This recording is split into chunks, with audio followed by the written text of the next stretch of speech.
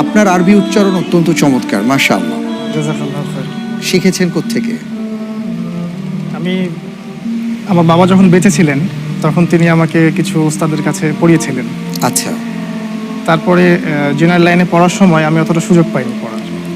উল্টো যে সূরাগুলো মুখস্থ করেছিলাম সেগুলোও ভুলতে বসেছিলাম। আচ্ছা। তারপরে আলহামদুলিল্লাহ আল্লাহর পক্ষ থেকে হেদায়েতের আলো যখন আসলো তখন আবার নতুন করে শুরু করলাম। এভাবে আমি আমাদের শহরের যত বড় বড় আলেম ওলামা আছেন তাদের কাছে গিয়ে পড়া শুরু করলাম।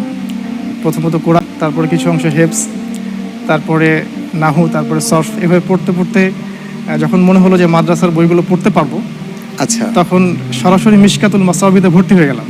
তাই?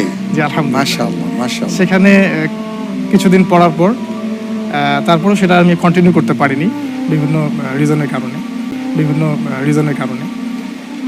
তো আমি চাই যে যেটা আমি পারিনি সেটা আগামী প্রজন্মকে যেন দিতে পারি, এটা আমার স্বপ্ন। আল্লাহ যেন এই স্বপ্নটা কবুল করেন। আল্লাহুম্মা আমিন।